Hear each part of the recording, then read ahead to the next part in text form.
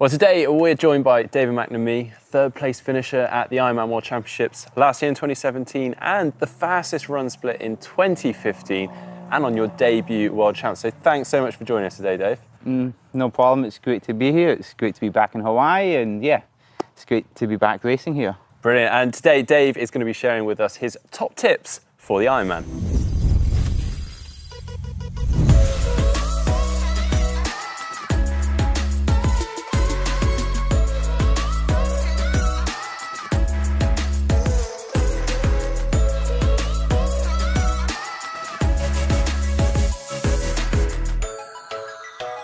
Okay, first tip from you, David. I've got the impression that you're very good at pacing an Ironman. So how do you go about pacing the swim? Yeah, like first thing first, Ironman is about pacing. It is a long day and pacing is, yeah, it's fundamental. But yeah, for me, the swim, you know, you're there at the start line, you've got a lot of nervous energy. So yeah, for sure, the first 100 meters is always going to be fast because you need to get rid of this adrenaline that's built up even. And yeah, but as soon as that 100 meters is over with, it's very much, you have to settle into your rhythm straight away. You know, if you try and go hard for 500 meters at the start, you're going to pay for it later on. So yeah, for me, it's very much, yeah, use adrenaline at the start, but after a couple of minutes, it's time to switch off and go back straight into your goal pace. Okay, so what happens obviously in the race dynamics, if someone surges or a group goes, it's a little bit fast, you just let it go if it's beyond what you want to do, or? Yeah, I think it's very much about knowing your limitations. You know, it's a long day and if you surpass your limitations early on, there's no coming back. So for me, thankfully I'm a good swimmer, so generally I'll always be with the front group. But yeah, if there's a split, you know, I need to make that decision on whether I try and bridge the gap or stay where I am in order to conserve energy because, yeah, you're out there, I'm out there for 8 hours and then 8 to 17 hours. It's, yeah, the day is just long. Yeah, well, going on from that with the pacing and maybe going with groups or not going with them, how do you go about it on the bike then with your pacing? The bike here, especially in Hawaii for the professional race, there's probably 30-40 guys that get out the water together and yeah, the first 10 kilometers here is hectic. You know, people are fighting for position on the bike, you want to get near the front. But yeah, for me, it's, you have to limit the surges. Like again, if you over-expend early on, you suffer later on, and that's why you see so many explosions here in Hawaii, is people just surpass their limitations early on. So for me, it's a warm-up for the main battle, and the main battle here happens out in the Queen K Highway. Okay, and I guess actually the same accounts for like all Ironmans, not just Hawaii, but this is particularly tough, isn't it? I guess it's all about like saving those matches, not burning too many too soon. And is that the same thing for the run as well? Yeah, and the run especially, you know, you're so happy to get off the bike and you get out running, and especially in Hawaii, there's a lot of crowds early on, and yeah, you can get caught up in the moment and sub 3 minute Ks. Yeah, like it's crazy, but yeah, you go out and you think you feel good, so it's time for me to go hard. You know, maybe you have like a goal of you're going to start off at 5 minute kilometer pace, but you feel good, so then all of a sudden you're like, okay, 4:30, I can do 4:30. But I'd say 9 times out of 10 you pay for that later on. So in terms of that, both biking and running, do you really sort of dial into those paces? You know your numbers and you try and stick to that as best as possible? Yeah, I think especially now I train all the time with a power meter. I know my numbers. I know what I can hold on the bike and be able to run afterwards. And yeah, for me, it's always remember your limitations, and I know my numbers and I know what I can do in order to get off that bike and sort of hopefully run through the field. Okay, well, next tip, probably quite an important one for Ironman, nutrition. So firstly, what do you take on race day? I think race day, I wake up and the first thing I do is I start off my morning with a hydro tab. You know, just to get the salts in. I think, especially here, it's so hot, the hydration is fundamental. It's the key to racing well here. So yeah, that's how I start my morning off, and then I have breakfast. I keep it nice and simple, and then yeah. So just before the race, I'll have an energy gel just to get everything sort of firing up. So yeah, I'll start off. I have 2 energy gels that I use. I have one with caffeine and one without. But yeah, I will start off using the one without caffeine, and then yeah, as the day progresses and I get more and more tired is when the caffeine comes into play. Great. And then during the race then, what is your nutrition strategy? So my plan is very much, I have 6 energy gels without the caffeine, dissolved in water. So that gives me 600 calories of energy. And that's just for the bike? That's for the bike. Yeah. And then I also will take 2 energy gels with the caffeine in my bento box. And that's for like the later stages on in the bike when you begin to suffer, and I find the caffeine just gives me that little bit of kick. Brilliant. So that's 800 calories worth. And then I also will have an energy bar with me. And with the energy bar, I break it into small pieces. And every 30 minutes, I'll take a little piece. And that's almost mentally helps as well, that, you know, every half an hour you look forward to like your little treats, and then you've got half an hour until you can get another one. So yeah. Brilliant. And how often are you taking the gels on throughout the bike? So the gels here in Hawaii just depends on the race dynamics. But for me, I always try and bring it in gradually, like from the very start of the bike. So it's just as and when? As and when. The key thing for me is making sure with 60 Ks to go that the energy bottle with the energy gels without caffeine is finished with. And then in the last 60 Ks is when I start using the caffeine gels. Brilliant. And then getting onto the run then, what's your strategy there? So the run again is, for me, it's hydration, hydration, hydration, hydration.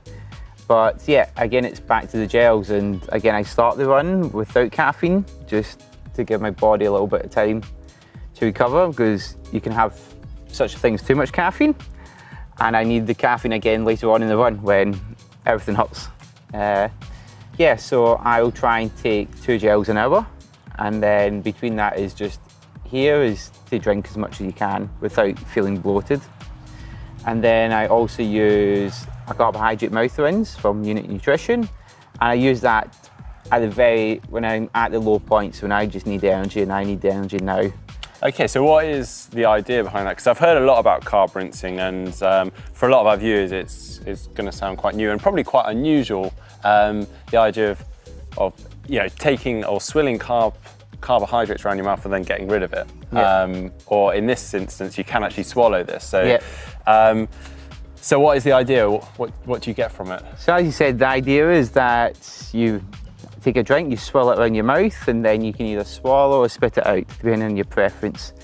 And the science behind it, and it's good science, and I know that it works for me, is that the carbohydrates swirling around in your mouth allows your body to release carbohydrates straight away, and just to give you that instantaneous kick. You don't have to wait for any sort of process to take place. It's very much instantaneous. So it's almost a little bit like caffeine. It's utilising carbohydrates that are already in your stomach, and it's like kicking them into action. It's kind of fooling the mind a little bit, isn't it? That's the idea, right? It's very much, it's sort of, yeah, it's cognitive. It's very much, you can fill your body, and this allows you to fill your body in order just to squeeze that little bit of energy out when you really need it. Okay, and is that something you practice obviously in training, so you know it works, long runs, that sort of thing? Yeah, so like these days whenever I go out for a long run, I always take a bottle with me, and yeah, it helps. Just, you go out for a long run, you always go through high points and low points, and I know when I go for a low point, I take a sip and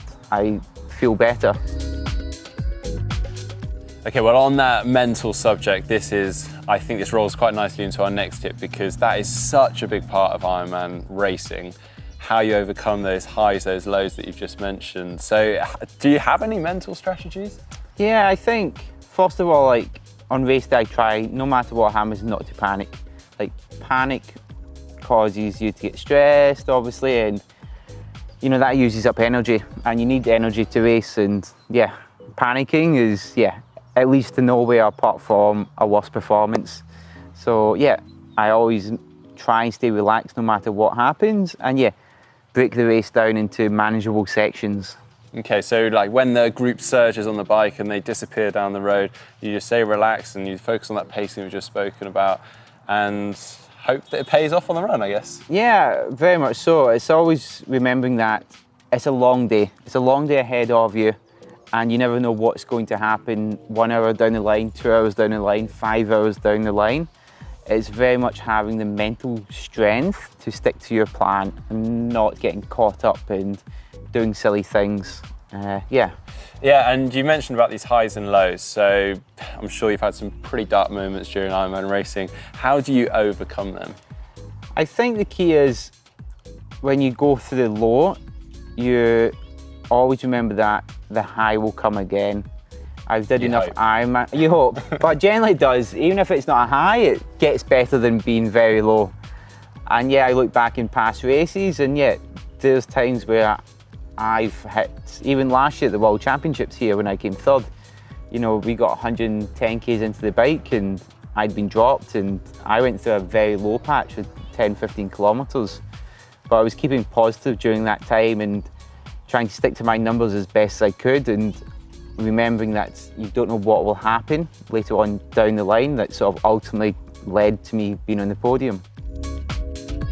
Okay, and finally, I'd like to ask you about the kit, because I think our viewers will take a lot away from this in terms of the aerodynamics, the chafing, the heat, all those sort of things. So what tips could you give them? I think, as I said, aerodynamics is so important. You know, Ironman's hard enough, we may as well try and make it as easy as possible, and that's aerodynamics.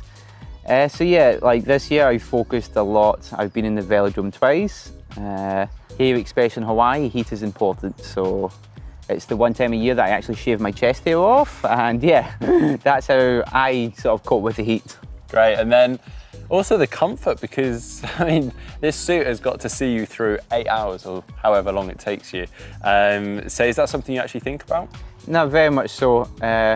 You know, that sort of, if you have a badly fitting suit, it might be okay for 1 or 2 hours of training, but you get 8 hours and all of a sudden that sort of like minor irritation becomes like a big problem later on.